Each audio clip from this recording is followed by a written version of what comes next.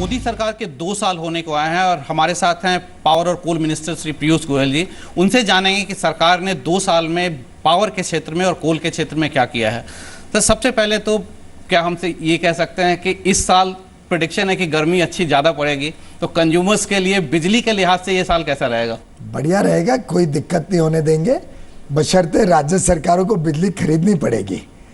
मैं आपके श्रोताओं को बता दूं कि देश में बिजली की कोई कमी नहीं है, कोयले की कोई कमी नहीं है। हमने पहले से ही कोल प्लांट्स में पर्याप्त मात्रा में कोयला पहुंचा के रखा है। जिधर जिधर बिजली राज्य सरकार खरीदना चाहे वहाँ हम बिजली पहुंचा सकते हैं। कुछ जगहों पे हाइड्रो की कमी के कारण बिजली की समस्या आई, उधर भी हमने व्यवस्था की है कि कोयले की बिजली पहुंच सके। दिल्ली सरकार के साथ भी 2 हफ्ते पहले मैंने उनको बुला के अधिकारियों को, मंत्री को, उनसे आश्वासन लिया है और उन्होंने मुझे आश्वस्त किया है कि उन्होंने पूरी तैयारी की है, दिल्ली में भी कम नहीं बिजली की समस्या नहीं होने देंगे। हमारी तरफ से, केंद्र की तरफ से अगर किसी भी राज्य को और बिजली चाहिए, हम पूरी तरीके से तैयार हैं और मदद करने के लिए केंद्र सरकार। बिल्कुल, उस तरह से आप देखिए तो जनरेशन बिल्कुल अगर पिछले 5 साल से हम मुकाबला करें पिछले साल का तो काफ़ी बड़ा है। 19,000 मेगावाट का जनरेटर पिछले साल करीब 26,000 से ज़्यादा की हुई है। लेकिन पावर पिकअप के इशू पे रेज हो रहा है, स्टेट्स खरीद नहीं रहे हैं। उसके लिए केंद्र सरकार क्या कर रही है? उसी के लिए हमने उदय की योजना, उज्ज्वल डिस्कॉम एश्योरेंस योजना, स्टेट के डिस्कॉम्स सालों साल से लॉस में चले आ रहे थे और किसी ने कभी चिंता नहीं की। अब आप राजस्थान का उदाहरण देख लीजिए। अशोक गहलोत जी ने, कांग्रेस की सरकार थी 2008 से 13, मात्र 5 वर्ष में 55,000 करोड़ का लॉस जोड़ लिया, एक्स्ट्रा कर लिया, जिसकी वजह से वसुंधरा जी आने के बाद ब्याज ही ब्याज में हर साल 10,000 करोड़ उन्हें लग जाता था और वो बिजली खरीद ही नहीं पा रही थी। उत्तर प्रदेश की तो हालत एकदम ही बदतर है। उधर तो 8-10 साल से जिस प्रकार से डिस्कॉम चला है, आधी जनता को तो बिजली नहीं मिलती। जिसके घर में बिजली है वो कुछ घंटों के बाद चली जाती है, कभी आती है जाती है, पता ही नहीं। इतनी खराब व्यवस्था इस देश में राज्य सरकारों की, कई राज्य सरकारों की थी। तो ये उज्ज्वल डिस्कॉम एश्योरेंस योजना हमने गुजरात वगैरह से सीख के, जहाँ पे अच्छी तरीके से अपने पावर यूटिलिटीज चली हैं, हमने इस उदय को सभी स्टेक होल्डर्स को साथ में जोड़ के बनाया है। मुझे पूरा विश्वास है जो जो राज्य उदय को ईमानदारी से लागू करेंगे, उन राज्यों में समस्याएं भी कम होंगी, वो उनकी बिजली खरीदने की क्षमता बढ़ेगी। कई हमने कदम उठाए हैं जिससे उपभोक्ताओं के बिल कम होंगे, जिससे बिजली के दाम कम होंगे, जैसे कोल का swapping, rationalisation of coal linkages, सस्ते दाम पे कोल उपलब्ध कराना देश भर में। इन सब कारणों से मुझे विश्वास है कि राज्य सरकारें पर क्या रीजन है कि अभी भी उदय सिर्फ 8 स्टेट्स ने साइन किया है tie up? In principle approval तो लगभग 18 दे चुके हैं। कई जगह पे डिस्कॉम है ही नहीं, तो वहाँ पे तो पावर यूटिलिटी चल रही है, तो वो डेट ऑलरेडी स्टेट का ही है, उन्होंने कॉर्पोरेटाइज किया ही नहीं है। कुछ राज्यों में चुनाव चल रहे हैं जो चुनाव के बाद जुड़ जाएंगे। कुछ राज्यों ने कुछ सवाल उठाए हैं जिसकी चर्चा चल रही है, जैसे कर्नाटक में लगभग अंतिम चरण पे है, वो जुड़ने वाले हैं। आंध्र प्रदेश के सीएम ने इन प्रिंसिपल भेज दिया है। कल ही सुबह मेरी बात हुई, उन्होंने कहा 3 दिन में हमारा एग्रीमेंट भी कैबिनेट से अप्रूव कर लेंगे या मैं अप्रूव करके भेज दूंगा, रेटिफाई करा लूँ। तो लगभग देश में सबने पहचान लिया है कि उदय का लाभ ही लाभ है, कुछ नुकसान तो है ही नहीं। पर उदय की फाइनेंसिंग को लेकर कुछ प्रॉब्लम है क्या? जरा भी नहीं। पिछले वर्ष हमने 1 लाख करोड़ के उदय बॉन्ड्स मात्र 1 महीने के अंदर निकाल दिए थे और कोई स्ट्रेस नहीं हुआ सिस्टम में। बड़े खूबसूरती से, आराम से वो निकल गए। और जिन ने उदय के बॉन्ड खरीदे, इंटरेस्ट के दर गिरने के कारण उनको प्रॉफिट ही हुआ है, उसमें किसी को कोई नुकसान नहीं हुआ और बैंक्स खुश हैं। मैंने इंडिविजुअली हर बैंक से बात की, बड़े प्रसन्न है उदय से। दूसरी अगर बात करें रिन्यूएबल एनर्जी की, आपने बात की है, आपका टारगेट जो है 175 गीगावाट्स का, क्या ये बहुत ही हाईली एम्बिशियस टारगेट नहीं है? क्या आपको लगता है कि 2022 तक आप इसको मीट कर लेंगे? इस सरकार ने हर एम्बिशियस को टारगेट को बहुत एम्बिशियस रखा है। हम चाहते हैं कि इस देश में जब तक एग्रेसिव टारगेट्स नहीं होंगे, तब इस देश की सही क्षमता बाहर नहीं आएगी। और पर्यावरण इतना गंभीर विषय है कि इसमें तो जितना नवीकरणीय ऊर्जा लगाओ उतनी कम है। तो रिन्यूएबल एनर्जी 1,75,000 मेगावाट इस देश में लगेगा। 2022 के पहले लगेगा और उसके लिए जो कदम उठाने पड़ेंगे ये सरकार उसको एकदम प्लान योजना के तहत कर रही है। मैं आपको विश्वास दिलाऊं कि ये एग्रेसिव है, लेकिन एग्रेसिव काम करने में ही तो स्वाद है। पर सोलर का जो पावर का मेन जो टैरिफ का इशू है, एनटीपीसी ने बिड तो कर दिया 4 रुपये 34 पैसा प्रति यूनिट, लेकिन जितने भी हमने एक्सपर्ट से बात किया, लोगों से बात की, क्या ये कितना संभव लगता है कि उस रेट पे हम पावर सप्लाई कर पाएंगे? देखिए, एनटीपीसी की बिडिंग हुई है, कई राज्यों की बिडिंग हुई है, ऐसा नहीं है कि एक ही बिड हुई है, कई बिड्स हुई हैं और किधर 4 रुपये 34 है, किधर 4.60 है, किधर 4.67 है। वो तो अलग अलग एरिया की सोलर रेडिएशन कितनी है, काउंटर पार्टी कौन है, एनटीपीसी है या डिस्कॉम है। सोलर पार्क में है तो लैंड और ट्रांसमिशन मिल जाता है, बाहर है तो खुद अरेंज करना पड़ता है। इन सब विषयों को नज़र में रखते हुए प्राइवेट पार्टीज बिड कर रही हैं और छोटी मोटी पार्टीज नहीं है। कोई यूरोपियन कंपनीज हैं, कोई भारत की AAA कंपनीज हैं, आखिर टाटा पावर है, कोई एक विदेशी मुद्रा से चलने वाली बड़ी बड़ी कंपनियां इसमें लगी हैं। तो ऐसा नहीं है कि 1-2 बिडर हैं, 20, 18, 25 ऐसे बड़े बड़े मात्रा में लोग इसमें कम्पीट करते हैं। तो ये गलत प्रचार कुछ लोग चला रहे हैं जो इनएफिशिएंट है। आखिर देश में आप भी जानते हैं कि सभी लोग कहते हैं प्राइवेट सेक्टर बड़ा स्मार्ट है, प्राइवेट सेक्टर में काम अच्छा होता है, सरकार ने भी अपनी कंपनियों को प्राइवेटाइज कर देना चाहिए। आप सब कहते ही हैं, सो कॉल्ड रिफॉर्मिस्ट की ये धारणा रहती है। तो ये तो प्राइवेट सेक्टर ही बिड कर रहे हैं, हमने तो कोई जबरदस्ती नहीं करी किसी के साथ, हमने तो एक ईमानदार नहीं। पर क्या ये फिर वही नहीं होगा कि आपको याद होगा टेलीकॉम सेक्टर में 1995-96 में जब रेवेन्यू शेयरिंग की बात हुई थी, बहुत हाईली बिड किए थे कंपनियों ने, बाद में गवर्नमेंट आपकी ही सरकार, एनडीए की गवर्नमेंट थी, 9,000 करोड़ माफ करना पड़ा था। ऐसा है कि वो वन टाइम बिड हुई थी और उसी में पता चल गया कि गलत है। अभी जो बिडिंग हो रही है ये तो बार बार होते जा रही है। अभी परसों मंगलवार को एनटीपीसी ने नॉन सोलर पार्क की बिड तेलंगाना में की, जहां हम जमीन और ट्रांसमिशन भी नहीं दे रहे, खुद अपने आप व्यवस्था करेगा।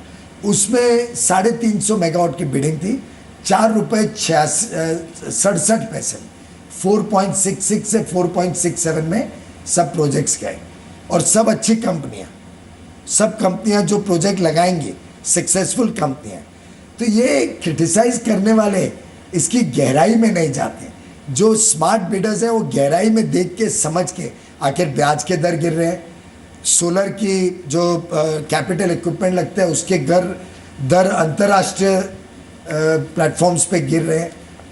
हम एनटीपीसी से जब बिड करते हैं तो काउंटर पार्टी रिस्क कम हो जाता है, इक्विटी रिटर्न भी आदमी कम से संतुष्ट हो जाता है। रीपावरिंग हमने ऑटोमेटिकली अलाउ किया है, सेल अलाउ किया है, प्रोजेक्ट लग जाने के बाद आप बेच सकते हैं 6 महीने के बाद। तो हमने काफ़ी सोच समझ के ऐसा प्रोसेस बनाया है जिसमें ट्रांसपेरेंट पारदर्शिता हो, ईमानदारी हो, भ्रष्टाचार मुक्त हो, सबको सामान्य मौका मिले बिड करने का। इसलिए इतने अच्छे। दूसरा एक गवर्नमेंट का इनिशिएटिव जिसको काफ़ी अप्रिसिएशन मिल रहा है, जैसे कि पावर बचाने की एलईडी इनिशिएटिव हो या रेटेड रेफ्रिजरेटर या फैन की बात हो, वो कितना सक्सेसफुल हो रहा है और उसके लिए गवर्नमेंट आगे क्या प्लान है और उससे क्या मोनेटाइजेशन भी हो रहा है उसका? देखिए, एक छोटी सी चीज़ थी एलईडी बल्ब। 2013-14 में हमारी सरकार आने के पहले एलईडी बल्ब 7 वॉट का 310 रुपए में खरीदा जाता था और मात्र पूरे वर्ष में 6 लाख बल्ब। हमने क्या किया, पिछले वर्ष में 9 करोड़ बल्ब दिए। 1 रुपए की सब्सिडी नहीं, पहले तो सब्सिडी दी जाती, पर कीमत, क्योंकि हमने ईमानदारी से किया, इकोनॉमीज और स्केल का लाभ लिया, बड़े पैमाने पे प्रोग्राम किया, देश भर में इस प्रोग्राम को लॉन्च किया, सस्ते दर में लोगों को दी, मात्र 10 रुपये पहले दो और फिर बचत में से 10-10 रुपये 8-9 महीने के लिए दो और आपका बल्ब 3 साल की गारंटी। वैसे तो बल्ब 7-8-10 साल चलते। पर इससे गवर्नमेंट कितनी पावर बचा रही है? गवर्नमेंट को इसमें 1 रुपए की बचत नहीं है। पावर देश के लिए कितनी? गवर्नमेंट को इसमें से 1 रुपए की बचत नहीं है, पूरी बचत हम जनता को देते हैं। और भारत की जनता के इलेक्ट्रिसिटी बिल में जब ये प्रोजेक्ट समाप्त हो जाएगा तो 40,000 करोड़ रुपए की बचत सालाना भारत की जनता को इसका लाभ मिलेगा। ऑलरेडी जो 10 करोड़ 30 लाख बल्ब बढ़ चुके हैं, उससे आज के दिन लगभग 6,000 करोड़ रुपए सालाना आज के दिन बचना शुरू हो गया जनता के बिलों में, और ये बढ़ते ही जाएगा। कभी खबर आई थी कि रेलवे के साथ टाई अप हो रहा है पावर मिनिस्ट्री का, कि 35,000 किलोमीटर जो रेलवे की लाइन है वो पावर मिनिस्ट्री फ्री में बना के देगी रेलवे को। तो इसका रेवेन्यू मॉडल क्या होगा, कैसे? ये इसको हमने और गहराई से जब असेस किया तो 35,000 किलोमीटर जरूर अनइलेक्ट्रिफाइड है, पर पैसे जो ट्रैफिक है इन लाइंस पे उसको जब मद्देनजर रखें तो प्रायोरिटी पे करीब 16-17 हज़ार किलोमीटर इलेक्ट्रीफाई करने में इकोनॉमिकल बेनिफिट है। बाकी जो 17,000-18,000 है उसकी यूटिलाइजेशन कम होने के कारण उसमें पेबैक आसानी से बनता नहीं है। तो पहले हम फोकस 17,000 पे कर रहे हैं। इसमें निशुल्क पावर मिनिस्ट्री तैयार है अपने ESL के माध्यम से इसको पूरा इलेक्ट्रीफाई करने के लिए अगले 3 वर्षों में, जिससे जो डीजल की बचत होगी रेलवे मिनिस्ट्री की, डीजल की बचत को एक तरफ पकड़ के बिजली जो खपत होगी उस खपत का खर्चा उसके सामने जोड़ के जो ओवरऑल फाइनेंशियल सेविंग पैसे की बचत रेलवे की होगी उसका 75% जाएगा पावर मिनिस्ट्री ने जो निवेश किया है इसको लगाने में उसके भुगतान करने के लिए, और 25% सेविंग रेल मंत्रालय उसका लाभ ले सके। पर टोटल कितने साल में ये पूरा हम कोशिश करेंगे 3 साल में इसको पूरे को किया जाए। 3 साल में प्रोजेक्ट को बनाएंगे। और पावर मिनिस्ट्री का पैसा कितने साल में मेरे ख्याल से 10 साल में वो पैसा और उसके ऊपर एक फेयर रिटर्न पावर मिनिस्ट्री के उपक्रम को मिल जाएगा। दूसरी जो एक बात, और देश की विदेशी मुद्रा बचेगी, बिल्कुल डीजल इंपोर्ट कम होगा और देश में हम बिजली तो हम खुद बनाते हैं, हम सेल्फ सफिशिएंट है, उसकी बिक्री और बढ़ेगी। It's a win win for India. बिल्कुल। दूसरी जो बात हो रही है कि भारत पूरे देश में जब वन ग्रिड हो तो वन टैरिफ रेट क्यों नहीं हो पावर की? ऐसा है कि टैरिफ रेट तो रेगुलेटर सेट करते हैं, एक राज्य की अपनी मजबूरियों के कारण। किसी में किसानों को ज़्यादा बिजली लगती है तो क्रॉस सब्सिडी का उसमें एलिमेंट होता है, गरीबों को सस्ती बिजली मिले, ये सब प्राथमिकताएं हैं हर सरकार की और हम उन प्राथमिकताओं का सम्मान करते हैं। गरीबों को, किसानों को सस्ती बिजली मिले, निशुल्क बिजली मिले, हमें उसमें कोई आपत्ति नहीं है। लेकिन उसका जो बाकी जो पैसा है वो बाकी टैरिफ पे लोड होता है, उसके हिसाब से हर राज्य में बिजली का टैरिफ सेट होता है। लेकिन हमारी तरफ से पावर एक्सचेंज में अगर 24 घंटे बिजली उपलब्ध हो, जो जिस राज्य को जब बिजली की जरूरत हो वो जाके इस एक्सचेंज से खरीद सके, ये व्यवस्था इस सरकार ने मजबूत की है। अभी अभी एक दीप पोर्टल लॉन्च किया जिसमें short term purchase of power भी रिवर्स ऑक्शन से बहुत सस्ते दरों पे कुछ राज्यों ने खरीदी है। उत्तराखंड ने खरीदी है, कोई 1-2 और राज्यों ने, केरल ने खरीदी है। ऐसे ही हमारी विद्युत प्रवाह ऐप से हम देश भर में हर समय पे 15-15 मिनट के स्लॉट में क्या दाम पे कितनी बिजली मिल सकती है, खरीदी जा रही है, ये जानकारियां देशवासियों को देते हैं। और मुझे उम्मीद है कि जिस प्रकार से हम ट्रांसमिशन ग्रिड को और मजबूत कर रहे हैं और बिजली की पर्याप्त मात्रा में उत्पादन हो रहा है, आगे चल के पूरे देश में किसी भी समय कोई भी राज्य जब खरीदना चाहे बिजली तो पावर एक्सचेंज से उसको 24 घंटे एक ही दाम पे बिजली मिलने का हमारी सफलता होगी। दूसरे कुछ इशू आ रहे हैं रेगुलेटर्स को लेके कि क्या हर स्टेट का अलग रेगुलेटर है, रेगुलेटर्स को की जो जजमेंट्स होते हैं उनसे बहुत इम्पैक्ट होता है। तो क्या कुछ ऐसी बात है कि जो नई इलेक्ट्रिसिटी अमेंडमेंट एक्ट आ रही है उसमें 2 चीज़ें बड़ी है, एक तो रेगुलेटर वाली और दूसरी चीज़ बड़ी है उसमें कि कंज्यूमर्स को चॉइस हो कि पावर वो किससे खरीदे, मल्टीपल ऑपरेटर्स की बात है, मल्टीपल डिस्ट्रीब्यूशन कंपनी की बात है। इस पे क्या हो रहा है सरकार की? इलेक्ट्रिसिटी अमेंडमेंट एक्ट तो अभी भी पार्लियामेंट के संज्ञान में है, पार्लियामेंट में पास होना है। स्टैंडिंग कमेटी की रिपोर्ट में कुछ चीज़ें आई हैं, उसको पकड़ के हमने पार्लियामेंट के सामने वो एक्ट पेश करके पास कर लेंगे। लेकिन हमने टैरिफ पॉलिसी में बाकी एडवाइजरी से चीज़ों को इतना सरल बनाया है और इतनी क्लैरिटी लाने की योजना बनाई है जिससे काफ़ी जो कन्फ्यूजन था टैरिफ सेटिंग में वो सरल किया जा रहा है। आज ही के अखबार में मैं पढ़ रहा था कि CERC central electricity regulatory commission ने करीब 700 केसेस का जो बैकलॉग है उसको जल्द से जल्द निपटाने का, ख़त्म करने की योजना बनाई है। और अब जो क्लैरिटी आ गई है टैरिफ पॉलिसी उसको मद्देनज़र रखते अब काफ़ी चीज़ें सरल हो जाएंगी। तो अब ये रेगुलेटरी कन्फ्यूजन में शायद इस देश को उलझना नहीं पड़ेगा। दूसरा, अभी तक चलिए पावर सेक्टर में, कोल मिनिस्ट्री भी आपके साथ, अगर कोल सेक्टर की बात करें तो जो सबसे बड़ा कमेंट एक ये आ रहा है कि कोल जो ऑक्शन हुआ उसमें काफी एग्रेसिव बिडिंग की है काफी कंपनियों ने, और ये तो वही बात हो गई कि हाँ, प्राइवेट सेक्टर ने बिडिंग की है, मैंने तो ईमानदारी से बिल्कुल बिडिंग ईमानदारी से हुई सब कुछ, लेकिन क्या वहां पे एक फिर फेलियर होगा? अब क्या आप चाहते हैं कि मैं लोगों को बोलूं कि आप कम बिड करो? मैं तो नहीं बोल सकता, ये तो उनका निर्णय है। प्राइवेट कंपनीज बड़ी समझदार होती हैं, जैसा कई विशेषज्ञ कहते हैं, तो मैं समझता हूँ बड़े समझदारी से उन्होंने बिडिंग की होगी। पर वो कोयला निकलेगा समय पे, ये चीज है कि क्या फिर वो बिडिंग हो गई है, लेकिन वो लेके बैठे निकलेगा और उसका लाभ लेंगी एक कंपनी। कब जो टाइमलाइन उसके साथ कोई फिक्स नहीं हुई है। देखिए, उसमें कुछ जो स्टेट्स को दी गई थी ऑपरेटिंग माइंस, उसमें कुछ कानूनी दावपेच चल रहा है, कुछ कोर्ट में 13 महीने फंसी हुई हैं, तो वो मामला जब तक कोर्ट से सेटल होगा वो शुरू नहीं हो पा रही है। 10-12 महीने तो चल रही हैं अच्छी स्मूथली, कुछ और मायने भी और कोर्ट में, प्राइवेट मायने भी कुछ कोर्ट में गए हैं, हम नहीं गए, प्राइवेट लोग गए हैं, तो उसकी वजह से अटकी हुई है।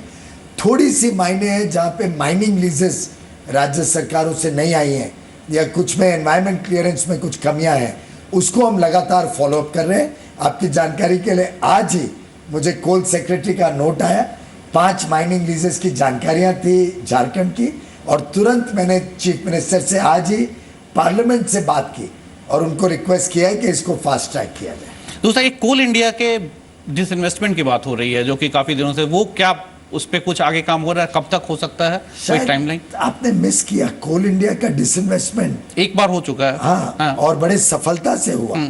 और जब भी वित्त मंत्री, अभी फिर बात हो रही है 10% स्टेक बेचने की। वित्त मंत्री की कमेटी है जो इन चीजों पे निर्णय लेती है, और जब भी वो कमेटी निर्णय लेगी तो कोल इंडिया की डिसइन्वेस्टमेंट करी जा सकती है। पर अभी उस पे कोई बात नहीं चल रही है। स्टॉक एक्सचेंज में क्या प्राइस है, आगे की क्या एक्सपेक्टेशन है, उन तर्कों को देख के वित्त मंत्री और वित्त मंत्रालय इन चीजों को तय करते हैं। दूसरा, एक गैस बेस्ड जो पावर प्लांट्स हैं उनको गैस की शॉर्टेज हो रही है, उसके लिए क्या प्लान है गवर्नमेंट का? तो आज के दिन गैस के इंटरनेशनल प्राइस इतने गिर गए हैं कि कोई शॉर्टेज की जो प्रॉब्लम नहीं है, जिसको चाहिए वो गैस खरीद के गैस प्लांट्स चला सकते हैं। लेकिन मैं जब मंत्री बना 2 वर्ष पहले और प्रधानमंत्री जी की सरकार आई, तब मोदी जी को ये बड़ी बात चुभती थी कि इस देश में 24,000 मेगावाट के गैस बेस्ड प्लांट्स लगे लेकिन ठप पड़े हैं, क्योंकि सरकार ने इनके लिए गैस को उपलब्ध कराने में विचार या उस पर चिंता करी नहीं पहले। तो इस सरकार ने उसकी चिंता की और एक बहुत ही इनोवेटिव मॉडल, जिसमें रिवर्स बिडिंग से हमने गैस को बिड आउट किया पूलिंग करके, उससे लगभग 11,000 मेगावाट के गैस बेस्ड प्लांट्स को पुनः स्थापित कर दिया, पुनः उनकी प्रोडक्शन शुरू हो गई।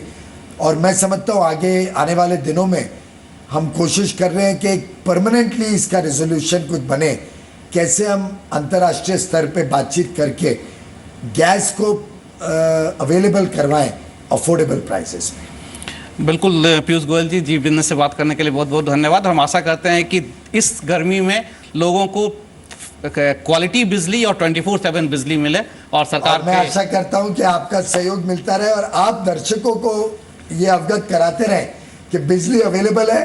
राज्य सरकार के साथ वो चर्चा करें और राज्य सरकार से कहें कि जब बिजली मिल सकती है तो हमें 24 घंटे दीजिए। मिस्टर पीयूष गोयल जी बिजनेस से बात करने के लिए बहुत बहुत धन्यवाद। तो अभी हम बात कर रहे थे पावर मिनिस्टर से कि देश में पिछले 2 साल में पावर और कोल सेक्टर के बारे में क्या क्या हुआ है। काफ़ी रिफॉर्म्स हुए हैं, लेकिन आने वाले 3 साल सरकार के लिए काफ़ी क्रिटिकल होंगे। अगर सरकार को पावर फॉर ऑल 2022 तक करना है, उसके लिए काफ़ी कुछ करना होगा।